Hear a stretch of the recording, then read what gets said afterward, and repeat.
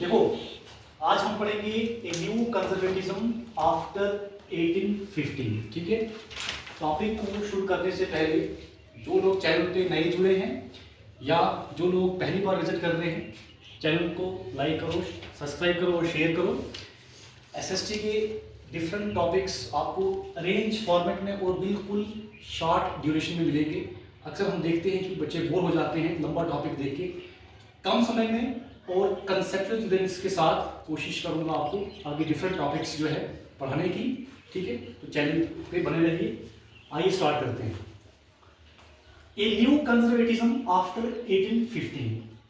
इस टॉपिक को समझने से पहले हमको क्या समझना है, कंजर्वेटिज्म होता क्या है। इस कंजर्वेटिज्म को समझने के लिए हम स्टडी करेंगे नेपोलियन का केस। ऑलरेडी हम स्टडी कर चुके हैं, आपको मैंने बताया था ना नेपोलियन के बारे में। नेपोलियन के बारे में आपको मैंने बताया था कि नेपोलियन जब यूरोप में, मतलब कि वहां पर जब उसकी जो एडमिनिस्ट्रेशन फ्रांस में जब स्टार्ट हुई थी, तो उसने कुछ चेंजेस लाई थी जिसमें कि लोगों ने उसको जो है वेलकम भी किया था। तो हम अगर देखें तो उसकी जो एडमिनिस्ट्रेशन रही थी 1799 से लेके 1815 तक जो है वो रहा था। लेकिन इन बिटवीन क्या होता है कि उसकी जो एडमिनिस्ट्रेशन थी उसको देखते हुए जो बाकी देश थे उनको अच्छा नहीं लग रहा था और उन्होंने क्या किया, उसके साथ वार स्टार्ट कर दी। वार सकते हो, वार मतलब जंग उसके साथ स्टार्ट कर दी। उस वार को हम बोलते हैं बैटल ऑफ वेटरलो या वेटरलो। तो इस बैटल में क्या हुआ था, नेपोलियन एक साइड से था और दूसरी साइड से थी प्रूशिया, ऑस्ट्रिया, ब्रिटेन और रशिया। ये चार मुल्क थे और इस साइड से नेपोलियन था। और इस वार का जो आउटकम क्या निकलता है, यहां पर क्या होता है कि नेपोलियन की हार हो जाती है। नेपोलियन इस वार में हार जाता है। जब नेपोलियन इस वार में हार जाता है तो अब क्या होता है, जाहिर सी बात है कि जब नेपोलियन हार गया तो अब किनकी हुकूमत आएगी, इन्हीं देशों की हुकूमत आएगी। तो इन देशों में लेकिन किन लोगों की, ऐसे लोग जो क्या थे, रिच थे, जिनको हम कंजर्वेटिव बोलते हैं।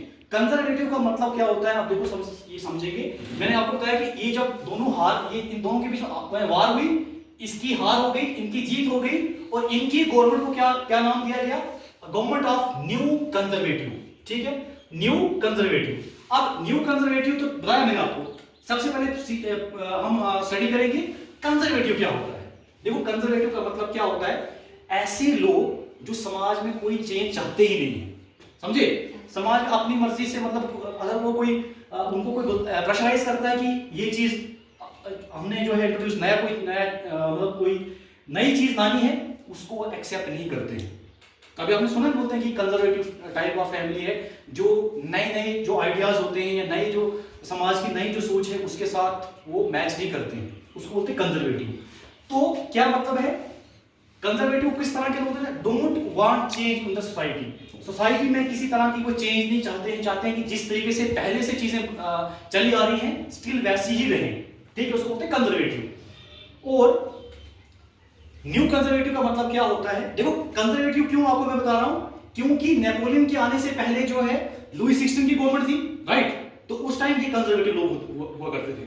जब लुई 16 की हुकूमत खत्म हो गई, फ्रेंच रेवोल्यूशन आ गया, उसके बाद जो है ये नेपोलियन आ गया, तो उस टाइम सब अच्छे से एक जो है स्मूथ मैनर में चल रहा था।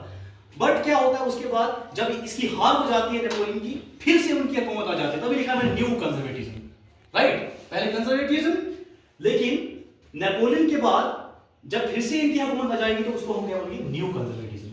ठीक है, न्यू कंजर्वेटिव। ठीक है, अब यहां पर जो न्यू कंजर्वेटिज्म का जो कंसेप्ट है उसको क्या समझेंगे कि ऐसे लोग जो स्टार्टिंग में आपको बताया कि वो समाज में चेंज चाहते ही नहीं थे, लेकिन अगर समाज में कोई चीज आती है वो उनकी अगर बेहतरी के लिए है, तब वो उसको चीज को एक्सेप्ट करेंगे, राइट। अगर कुछ उनकी चेंजेस, उनकी जो चेंजेस में अगर कुछ बदलाव आ रहा है, जो समाज में कुछ बदलाव आ रहा है उनकी बेहतरी के लिए आ रहा है, तो उसको बोलेंगे न्यू कंजर्वेटिज्म। तो कंजर्वेटिज्म और न्यू कंजर्वेटिज्म में ये फर्क होता है। तो क्या लिखा है मैंने, पहले में आया कंजर्वेटिव की they do not want to change in the society, और न्यू कंजर्वेटिज्म में क्या है, make change in the society for their benefit. ठीक है, समाज में अगर उनके हित में अगर कोई चीज हो रही है तब वो चेंज को एक्सेप्ट करेंगे, अदरवाइज चेंज को एक्सेप्ट नहीं करेंगे, अगर न्यू कंजर्वेटिज्म। ठीक है, तो अगली चीज क्या चीज लिखी मैंने, undo some changes made by the Napoleon, क्योंकि नेपोलियन ने देखो मैंने बताया था कि बहुत सारी उसने चेंजेस की थी, डेवलपमेंट की थी, फ्रीडम लाया था, इक्वलिटी लाई थी, लेकिन कुछ ऐसी चेंजेस की थी जिनको जो है इन कंजर्वेटिव जो इसके जो टीम के जो लोग थे, जो कंट्रीज थी, उन्होंने उसको जो है छेड़ा नहीं था। उसको अनडू मतलब, अनडू का मतलब क्या है कि उसको उन्होंने उसको छेड़ा नहीं था। उसने बोला था कि जो नेपोलियन ने चेंज लाई है हम इसको एक्सेप्ट करते हैं क्योंकि वो उनके बेनिफिट के लिए थी। ठीक है, अब उसको आगे देखते क्या है। अब जो है जो चेंजेस लाई गई, सबसे पहले जब इनकी हुकूमत बन गई, इन्होंने जो है इसको हरा दिया नेपोलियन को, तो दे रेस्टोर द मोनार्की, उन्होंने फिर से जो है मोनार्की को लाया।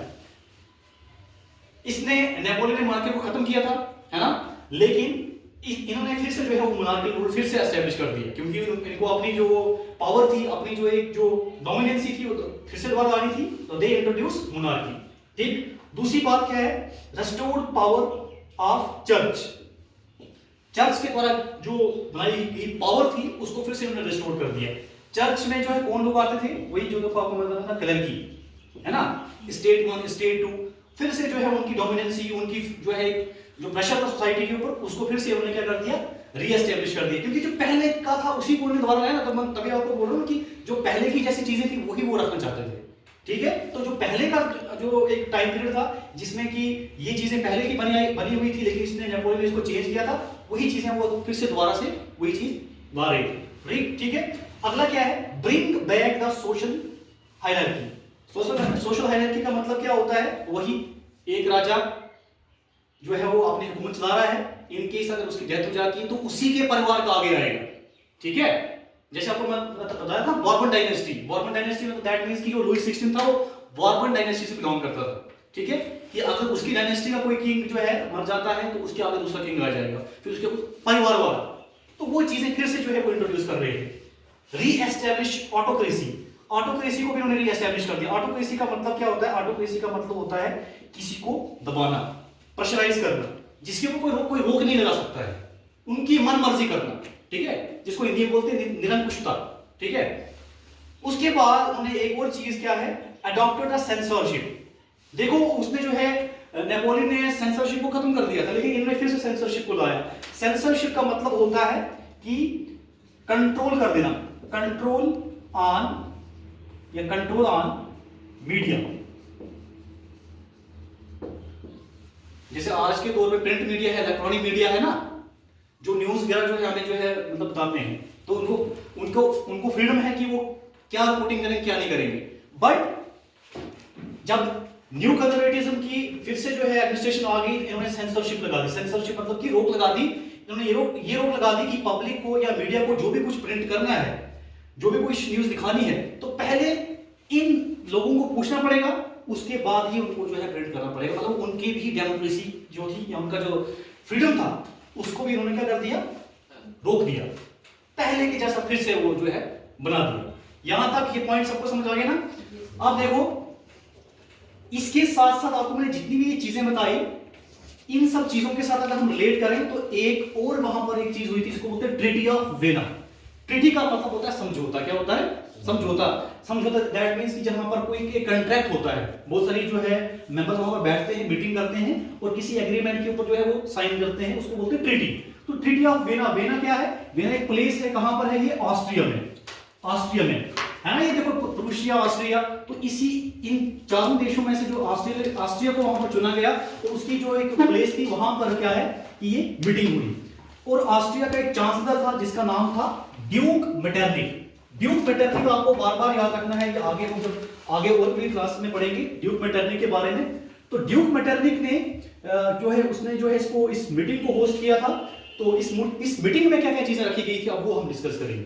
क्या था, पहले द बॉर्बन डायनेस्टी, अभी मैंने आपके साथ डिस्कस किया, the Bourbon dynasty was restored to power in the France. इसमें ये बात रखी गई कि अब पूरे के पूरे फ्रांस में फिर से वो बॉर्बन डायनेस्टी क्या हो जाएगी, रिस्टोर कर दी जाएगी। रिस्टोर इन द मतलब कि दोबारा से लाई जाएगी। अंडरस्टैंड?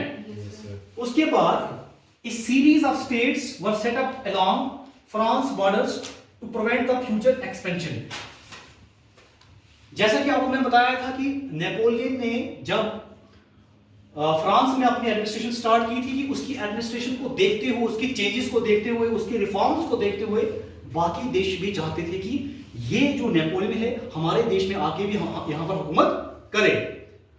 तो फ्रांस के बाहर भी उसकी जो है मतलब कि पॉपुलैरिटी बढ़ती जा रही थी। अब लेकिन इस मीटिंग में ये डिसाइड किया गया कि अब क्या होगा, फ्रांस का बॉर्डर जो है उसको उसके ऊपर रोक लगा दी जाएगी, ठीक है, उसकी टेरिटरी लिमिट कर दी जाएगी, ताकि जो है ये जो हम नेपोलियन की बात कर रहे हैं, नेपोलियन की जो एक पॉपुलैरिटी है वो बढ़नी नहीं चाहिए, ठीक है। तभी उन्होंने क्या बोला कि फ्रांस का जो बॉर्डर है वो क्या हो जाना चाहिए, restrict France border to prevent for the future expansion, आगे नहीं बढ़ना चाहिए, समझ गए, ठीक है। उसके बाद देखो आगे क्या है, Prussia was given the new territories on its western frontier. Prussian empire जो था, जिस टाइम पूरा एम्पायर हुआ करता था, उसकी भी जो टेरिटरी है उसको बढ़ा दिया गया। टेरिटरी का समझो, टेरिटरी क्या होता है, लैंड एरिया, ठीक है, उसको भी क्या कर दिया, बढ़ा दिया गया। Western frontier, western side, frontier का मतलब होता है बॉर्डर, ठीक है, वेस्ट वाली साइड। ये यहां पर कुछ बातें डिस्कस की गई। अगली क्या है, ऑस्ट्रिया। देखो ये ऑस्ट्रिया जो मैं बता रहा हूं, Austria was given the control to the north Italy. Austria को बताया गया कि आप जो है इटली का जो नॉर्दर्न वाला हिस्सा है उस पर जो है किसका कंट्रोल होगा, इटली का। देखो अभी आपके माइंड में क्वेश्चन आ रहा है कि सर इटली यहाँ है, ऑस्ट्रिया यहाँ पर है, और ये एक का कंट्रोल दूसरे के ऊपर क्या क्यों का हो रहा है, क्योंकि उस टाइम पूरा पूरा क्या होता था, स्टेट नहीं थी कोई एग्जिस्ट कर रही, एम्पायर हुआ करता था, तो कुछ एरियाज बांटे जाते थे डिफरेंट डिफरेंट मतलब कि इन स्टेट्स को, समझे। उसके बाद क्या लिखा है, रशिया, जो रशिया था, Russia was given part of Poland. Russia को पोलैंड का कुछ हिस्सा दे दिया गया।